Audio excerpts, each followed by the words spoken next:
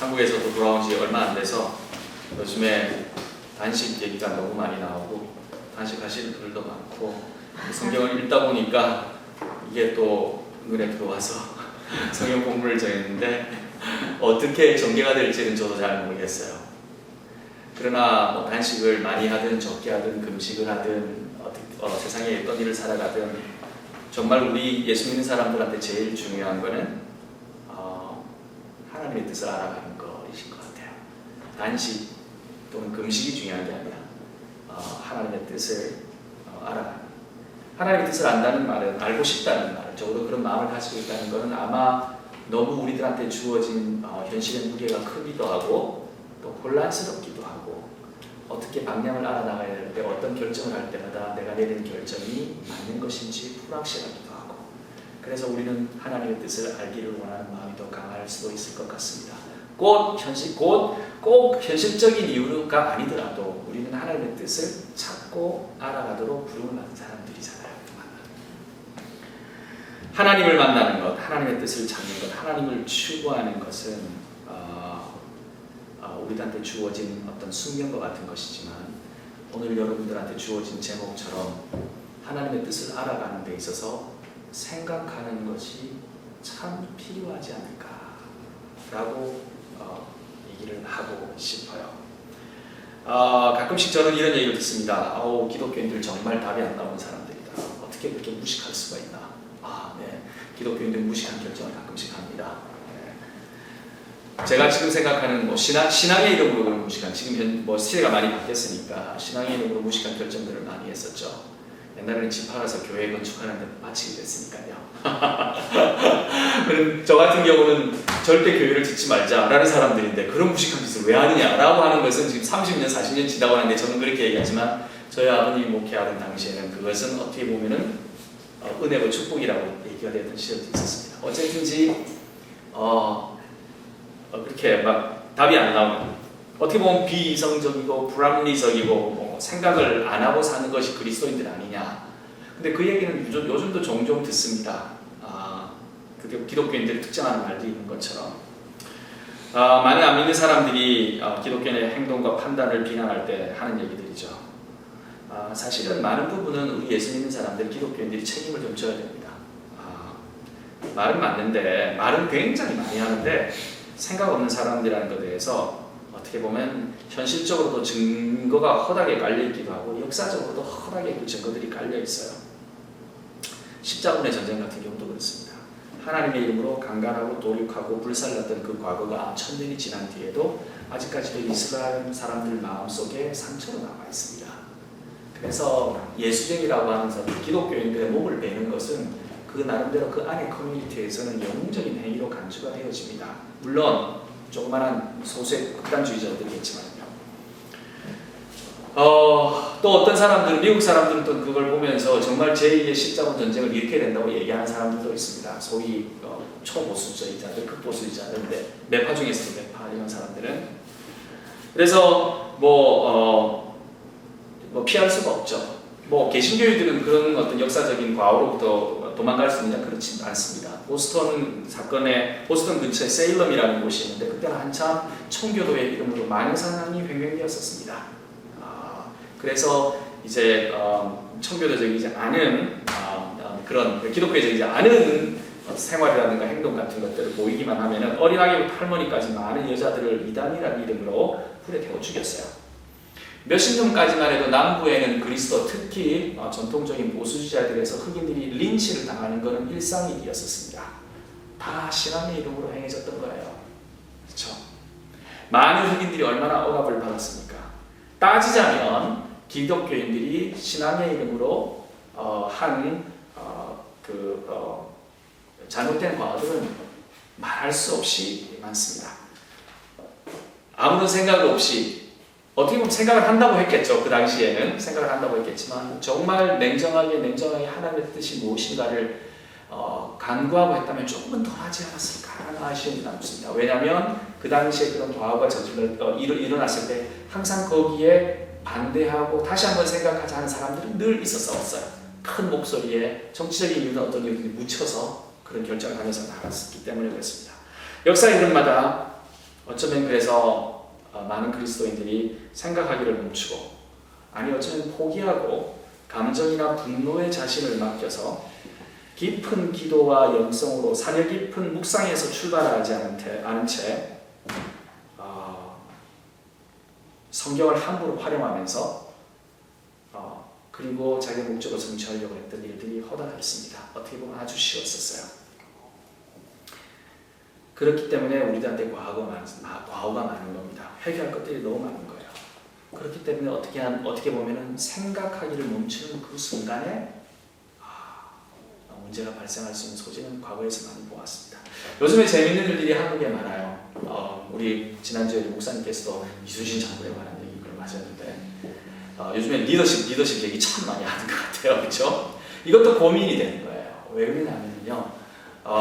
이순신 장군의 리더가 없으니까 리더십 얘기가 많이 나온 것 같아요. 그죠? 우리나라 대통령도 그렇고 뭐 여러 사람들도 그렇고 어딜 가도 정치하는 사람도 리더다운 사람이 없으니까 그런 얘기 많이 하는 것 같은데, 이순신 장군이 리더십, 교황이 또 왔습니다. 교종이라고 하죠. 교황이 왔으니까 또 교황을 보면서 또 그게 참 리더십이다 그런 얘기도 나오고. 근데 저는 그걸 보면서 정말 아이러니했어요. 이순신과 교황이 한 자리에 이렇게 있을 수 있는 날이 있구나, 사람들 머릿속에. 왜 그런지 아십니까? 이순신이 명랑해진을 치르던 그때가 정유재 날인데, 그 당시에 가장 유명한 일본군의 장군의 그 이름이 뭐였냐면은, 제가 소서행장 고리시 유키나카라는 사람이 있었습니다. 그 군대의 이름은 캐도릭 군대였어요. 임진왜란 당시에 1592년에 소서행장은 그야말로 이제 풍신수기 밑에서 큰 장군으로서 이제 등용이 돼서 이제 한국으로 정벌에 나서게 되는데, 물론 그 당시에 일본의 정치적 상황이 있었겠죠. 그 정치적 상황을 맞물려 그 당시에 최초로 포르투갈 선교사들에 의해서 예수교 지회가 일본에 만들어졌어요. 근데 교토의 선교가 굉장히 파급이 됐고 굉장히 영향력을 일으켰는데, 이제 도요토미 히데요시가 이 사람들 세력이 커지니까 변방으로 쫓아냅니다. 그 변방으로 쫓아낸 그 지역이 어디였냐면은 이 소서행장이 있던 지역이에요. 소서행장 자신도 어거스틴이라는 그 세례명이 있어요. 그래서 가톨릭 신자가 되었고 3만 5천 명이 임진왜란이 터진과 동시에 제일 먼저 일진으로 도착하는 것이 소서행장의 군대였습니다. 그리고 한약을 제일 먼저 탈환합니다. 캐톨릭 군대였어요. 가는 동안에 무슨 일이 일어난 줄 아십니까? 한양으로 가는 동안에 우리나라 아기, 여자 다 도륙당하고 강간당하면서 지나갔어요. 그리고 난데 그 그렇게 죽인 병사들을 그때 신부님이 따라갔습니다. 고해성사를 받았어요. 낮에는 죽이고요, 밤에는 고해성사를 했어요. 누가? 예수교 신부가 사복이 있었어요. 그 사람이 그 군대의 3만 5천 명 중에서 17,000명이 캐톨릭 신자였습니다. 그러니까 이렇게 해서 올라와서 이제 그러니까 축복받고 캐톨릭 군대니까 이렇게 해서 올라왔어요. 그리고 전투를 치르면서 한양까지 올라왔고, 정유재란 당시에 임진왜란이 막판 들어가서 이순신한테 쫓기고 다 밀리니까 일본으로 퇴각하지 못하고 이 소서행장은 경상도 지역에 외성을 짓고 남아서 마지막까지 있다가 정유재한테 다시 올라와서 전투를 치러내게 됩니다. 물론 곤율한테 패했습니다. 행주산성에서. 근데 마지막까지 살아서 일본으로 돌아갔어요. 그러나 너무 아이러니하지 않습니까? 우리나라를 치고 올라와서 그렇게 많은 도륙을 했던 그 캐톨릭 군대의 제일 머리는 누굴까요? 교황이겠죠. 그 교황이 우리나라로 왔어요. 이순신 장군의 영화 명랑이라는 게 폭발적인 인기를 끼치면서 떴습니다. 모든 사람들이 리더십에 관한 얘기를 하고 있는 거예요. 역사의 아이러니 아닙니까? 저는 그걸 보면서 하나님, 리더십이 어디에 있는 겁니까? 이순신인가요? 교황인가요? 아니면 우리 대통령인가요? 아니면 목사님들인가요? 이 와중에 교황을 비난하는 개신교회도 있고, 교황을 은정하는 개신교인들도 있고, 명랑을 찬양하는 개신교인들도 있고, 명랑을 비난하는 개신교인들도 있고, 이거 뭐 완전히 난장판인 거죠. 난장판이라는 표현은 좀 지나칩니다만 너무나 다양한 의견들이 있는 겁니다. 곰곰이 생각해 봅니다. 우리가 잊었나? 하나님께서 우리 백성한테 이렇게 사륙을 당하게끔 하신 그때의 하나님, 그리고 그 반대편에 섰던 사람들, 그리고 그것을 인정했던 교회, 그리고 지금 뭐 이런 이순신, 그리고 지금의 교회, 이 모든 것이 복잡하게 얽혀 들어가서 어려워지는 거예요. 혼란스러워지는 거예요. 왜? 하나님의 뜻은 어디에 있나? 천주교, 개신교 모두 다 할 것 없이 어느 시점, 어느 장소에서는 침략자가 되기도 하고 가해자가 되기도 하고 우리가 가해자가 되기도 하고 우리가 피해자가 되기도 하고 누구가 리더며 누구가 맞으며 누구를 따라야 하며 이런 여러 가지 고민들. 세상이 만만치 않습니다. 이런 와중에 여러 가지 루머들과 여러 가지 이상한 얘기들이 우리들의 마음을 사로잡습니다. 마음 둘 곳이 없으니까. 그래서 툭 하고 우리를 던지는 일들이 많이 생기는 것 같아요. 어쩌면 그래서 너무 복잡하고 힘드니까 세상이 만만치 않고 그냥 너무 이렇게 힘드니까 생각하기를 끊고 단순히 그냥 믿습니다라고 가기도 결정하기도 합니다. 너무 복잡하니까. 근데요, 그냥 믿고 가기에는 우리에게 유혹과 도전과 그리고 그냥 믿고 내린 그 결정이 우리한테 더 큰 도전과 정말 십자군의 전쟁에 피로 죄 없는 사람들을 많이 죽였던 것처럼 그야말로 고해 성사를 주는 신부는 무엇을 알고 줬는지 모르겠지만 그로 인해 우리나라 백성들이 많이 죽었던 것처럼 이런 역사의 과거가 일어날 수 있게 되는 거죠. 큰 죄에 빠질 수 있게 되는 거예요. 지금 믿음으로 하는 행동들이 이때 필요한 것은 무엇일까요? 그래서 저는 생각을 합니다. 생각에 생각을 거듭합니다. 그래서 오늘 설교 제목이 생각하는 그리스도인이었던 겁니다. 생각을 좀 하자. 예수 그리스도가 오늘 본문에 보면은 사탄으로부터 시험을 받고 있는 과정이 있습니다. 육신으로 너무 힘들어요. 힘들다는 말은 정상적으로 사유할 수 있는 그런 상황이 되지 않는다는 뜻이겠죠. 근데 한 가지 오늘 본문을 보면서 재밌는 것, 우리가 좀 흔히 놓치기 쉬운 것 중에 하나가 뭐냐면은 오늘 성경을 보면서 우리는 쉽게 예수님께서 40일의 마지막 쯤에 시험을 받으신 거 아닌가라고 생각하는 경향이 있습니다. 아니요. 예수님은 40일 내내 마귀한테 시험을 받고 있었습니다. 내내. 계속해서 시험을 받고 있었습니다. 41일 동안 내내 마귀는 예수님 곁에서 해코지를 하고 있는 거예요. 이렇게 치고 저렇게 치고 계속 배고픈 것을 통해서 권력을 통해서 영광을 통해서 이런 주제를 가지고 소소한 것 가지고 눈을 가리려고 하고 그 예수님의 그 어떤 집중을 좀 받으려고 하고 관심을 끌려고 하고 겁주기도 합니다. 예수님을 옆에서 속삭이면서 우리가 상상할 수 있는 또한 모든 짓을 다 하고 또는 상상할 수 없는 모든 짓을 다 하고 있다고 보시면 돼요. 이 기간 동안 예수님께서는 금식하셨다고 얘기합니다. 아무것도 안 드셨답니다. 분위기로 봐서는 물도 안 드신 것 같습니다. 인간적인 육체를 가진 예수님으로서는 극심한 한계에 도달했다는 것은 물을 보시며 한 것 같습니다. 단식만 해도 쓰러지는데요. 그리고 한번 단식하게 되면 회복하는데 1, 2년 걸리거든요. 10일, 20일 뭐 이렇게 단식하고 금식하게 되면은 이 극심한 상황에서 이건 어떤 상황이냐면 제대로 사고가 돌아갈 수 있는 상황이 아니라는 겁니다.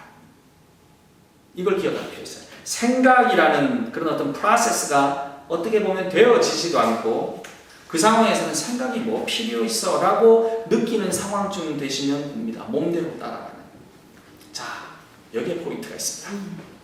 사탄의 시험은 예수님에게나 저에게나 우리 모두에게 늘 닥쳐오지만 가장 그 사탄의 시험의 강도가 세어지는 순간은 바로 이런 순간입니다. 어떤 순간이냐면 생각 뭐 할 필요 있나? 라고 생각하는 그 순간입니다. 생각할 수 있는 힘도 능력도 없어 라고 우리가 생각하는 그 순간입니다. 이건 너무나 당연해 라고 생각하는 그 순간입니다. 근데 거꾸로 한번 잘 생각해 보세요. 교회에서 얼마나 이 말이 많이 횡행하는지. 교회 안에서 생각하지 말고 믿음으로 해. 우리 청년들을 그리고 중고등학교 때 제가 이제 미국에 가서 중고등학교 생활을 전도사님 교목 뭐 이런 생활을 부목 생활 같은 걸 할 때 제가 다른 자랑이 아니고요. 청년들이 와서 저한테 가끔씩 물어볼 때 제 생각에는 우리 전도사님 약간은 조금 이상하신 것 같습니다. 라고 얘기를 하는 이유 중에 하나가 다른 전도사님한테 얘기하면 기도했니? 이런 거 먼저 물어본대요. 근데 저한테 오면은 같이 그래 네 말이 맞는 것 같다. 이런 식으로 한번 생각해 보면 될 것 같다. 근데 교회에서 가르치는 거 아니거든요. 그러니까 다른 학생들이 조금 이상하게 생각했다고. 저는요 아직도 제가 맞다고 믿습니다. 근데 이 생각을 이런 어떤 생각할 필요가 뭐죠? 생각을 무시하거나 생각이 필요 없다고 생각하기 이런 상황들이 이런 불필요하게 느껴지는 이런 때가 사탄이 정말 마귀가 비집고 들어오는 틈이 더 커지는 상황이라고 저는 보여집니다. 정확하게 이 상황을 간파한 사탄은 가장 합리적이고 매력적인 방법으로 제안합니다. 너무 아이러니하지 않아요? 몸이 육신이 약해서 정말 합리적으로 프로세싱을 할 수 없는 이 상황에 사탄은 가장 합리적으로 보이는 솔루션을 제공합니다. 이거는 누구나 다 넘어가는 제안들이에요. 기본적으로 생각해 보게 되면 당신이 하나님의 아들이라면 돌을 떡으로 만들라. 이건 논리적인 맞는 거죠. 하나님이라는 얘기는 아들이라고 말을 하고 다녔으니까 증명하라는 거지 않습니까? 증명 못하게 하나님의 아들이라는 걸 자기 부정을 하게 되는 거니까 논리적으로 자기가 패배하게 되는 거예요. 합리적이잖아요. 하나님의 아들임을 인정받으려면 떡으로를 만들라는 명령으로 보이지만 사실은 이 질문은 내가 당신이 하나님이 아들임을 알고 있으니까 그 정도쯤 못하냐? 라고 하면서 자존심을 건드리는 그 권위의 인정을 이용해서 유혹하는 장면이기도 합니다. 세 번의 질문이 비슷한 포맷으로 전개됩니다. 떡 만들어 먹는 것. 다시 말해 먹는다는 것은 어떻게 보면 지금 또 당연하잖아요. 합리적으로. 40일 동안 금식함으로 충분히 하나님의 아들임을 증명했는데 뭘 기다리냐? 이제 됐다! 그만해라! 라는 거잖아요. 합리적이잖아요. 포인트는 이겁니다. 생각 필요 없잖아. 물론 합리적으로 다가가지만 그 합리적으로 얘기하는 그 포인트는 생각이 필요 없잖아. 당연한 거 아니야. 배고프고 힘들잖아. 먹고 힘내! 당연하잖아요. 더 이상 예수님 생각할 필요 없잖아. 그 사람 말만 따라가면 끝나는 거잖아요. 사탄의 말만 따라가면. 이 유혹 속에 뭐 잘못된 거 발견하셨습니까? 없습니다. 오늘 본문에서 우리가 묵상하는 것은 사탄의 질문을 통해서 배우려고 하는 거 아닙니다. 예수님의 대답에서 배우려고 합니다. 예수님은 이렇게 대답하십니다. 4절에 보게 되면 예수님이 대답하시되 기록된 바 사람이 떡으로만 살 것 아니요 라고 표현합니다. 8절에 이렇게 얘기합니다. 예수님께서 대답하여 이르시되 기록된 바 주 너의 하나님을 경배하고 다만 그를 섬기려 하였느니. 10절에도 그렇게 갑니다. 기록되었으되 하나님이 너를 위하여. 이건 사탄이 인용하는 거죠. 예수님은 내가 이렇다라고 이렇게 생각한다라고 말씀하지 않으시고 기록하기를 라는 말을 먼저 하시면서 대화를 출발하셨어요. 이 말이 무엇이냐면요, 이 유혹의 시간에, 육체적인 어려운 시간에, 생각이고 뭐고 다 필요 없는 이 시간에 예수 그리스도는 어려서부터 배워왔던 성경의 말씀을 기억했다는 거죠. 사탄의 질문을 분석하는 시간을 가졌다는 거죠. 그 사탄의 질문에 바른 대답을 찾아내는 시간을 가졌다는 겁니다. 또 대답을 효과적으로 전달하는 방법을 찾아내는 시간도 가졌다는 겁니다. 생각이라는 과정을 생각조차 할 수 없는 순간에라도 생각하고 묵상하고 기도하는 사람들, 예수님이 그랬고 또한 우리가 그렇게 해야 할 필요가 있다고 믿습니다. 교회가 어지럽고 교인 간의 갈등이 있고 기독교인들이 세상 안에서 비난을 받는다면 기도를 많이 해야 함과 동시에 더 바른 생각, 더 깊은 생각으로 더 말씀을 묵상하고 배우는 시간이 사실은 많아져야 돼요.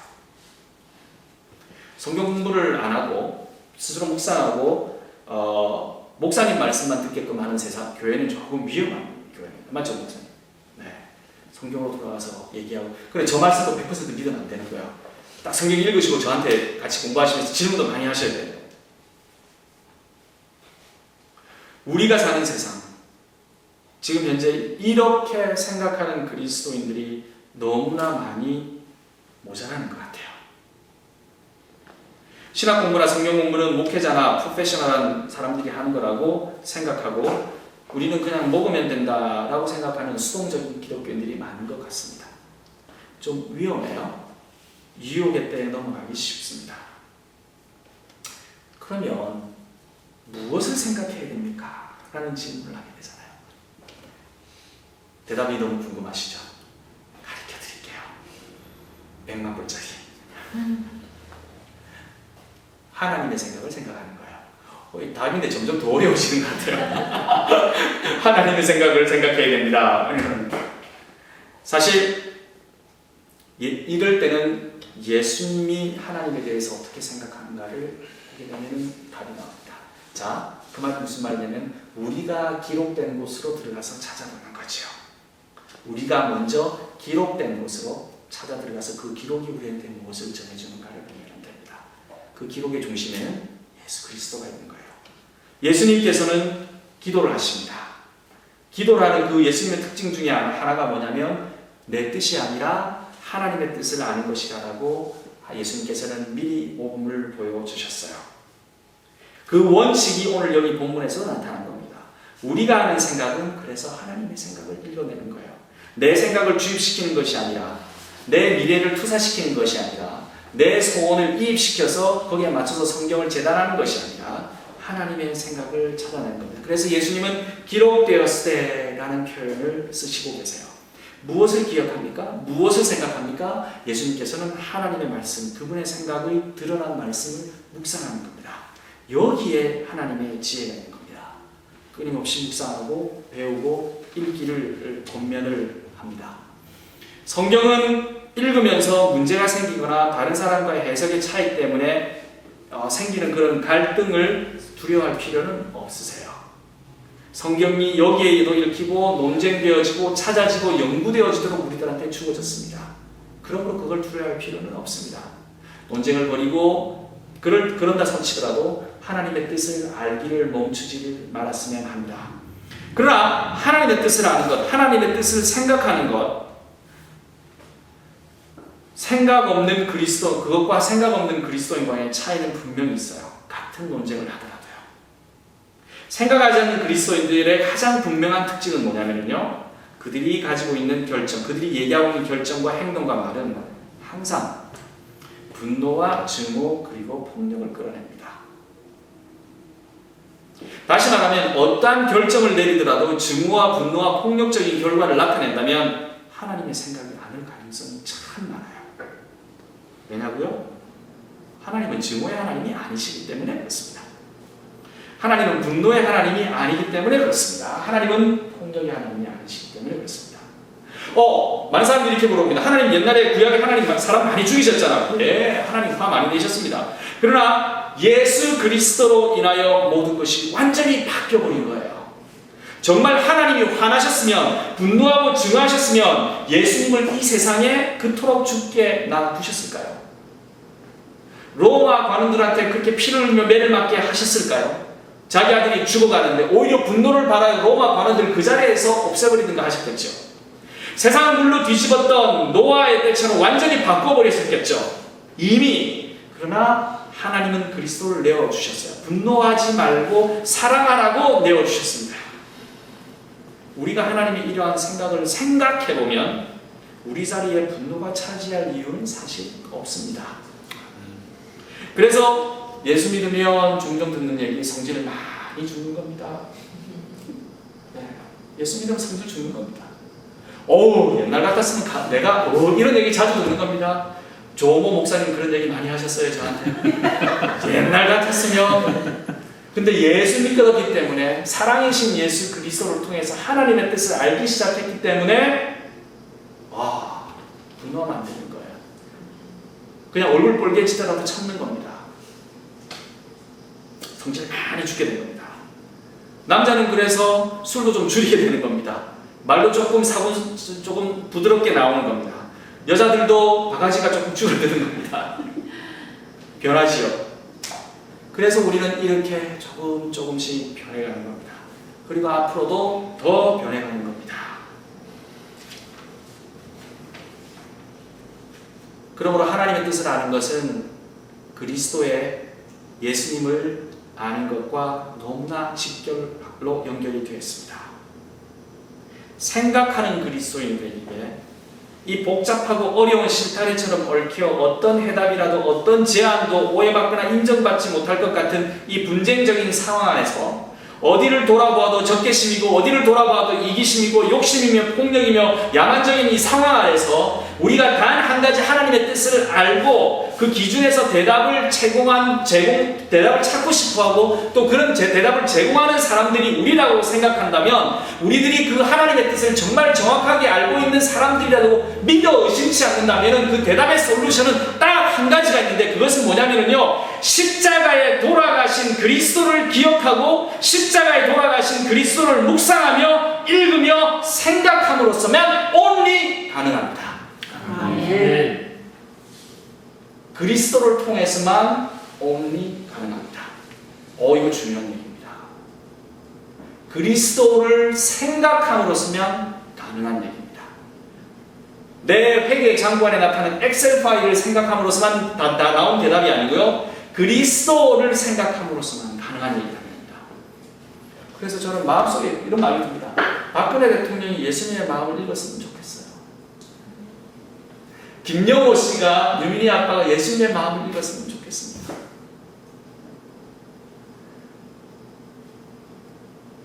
우리도 예수님의 삶으로 대안을 제안했으면 합니다. 그겁니다. 예수님의 마음을 가지면요, 어딘들 못 가겠습니까? 예수님의 마음을 가지면 누구인들 못 만나겠습니까? 예수님의 마음을 가지면은 이 갈등에 대해서 내가 그래 다 놔줄게, 다 풀어놓게, 양보할게, 내가 희생할게, 왜 이 얘기를 못 하겠습니까? 무엇이 그걸 막고 있습니까? 예수님의 마음을 모르고 생각하지 않고 생각하고 싶지도 않고 그냥 없다고 생각하고 다른 것들이 예수님 마음 그것을 아는 과정 속에 꽉 길목마다 막혀 있어서 그런 거 아닐까요? 40일 동안 금식하면서 하나님의 마음을 하나님과 뜻과 동의 살아가려고 노력했던 그 예수님이 그 과정 안에서 사탄이 늘 들어와서 합리적인 유혹으로 그리고 너무나 효율적인 방법으로 공격해왔던 그런 상황과 지금 우리가 세상을 살아나가면서 이렇게 단식하며 금식하는 이 상황 안에서 얼마나 많은 합리적이고 효율적이며 반짝반짝거리는 제안들이 너무나 많이 들어올 거 아닙니까?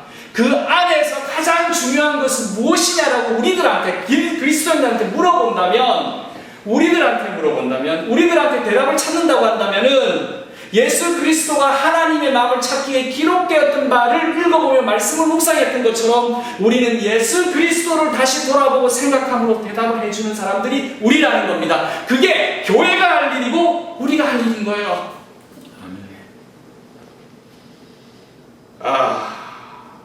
남들이 교황을 바라볼 때, 남들이 이순신의 명랑을 바라볼 때 우리는 예수님을 바라봤으면 합니다.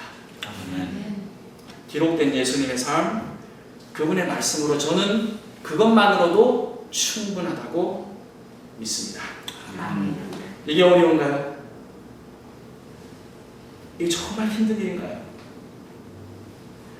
우리나라 기독교는 500만이 넘는다는데 뭐 1000만 가까이 됐지만 뭐 지금 많이 떨어졌으니까 500만이 넘는다는데 예수님의 마음을 얘기하는 사람들은 왜 이리 없는가요? 마음이 안타깝습니다. 생명나무교회 우리 식구들만이라도 예수님의 마음을 묵상하고 생각하도록 합시다.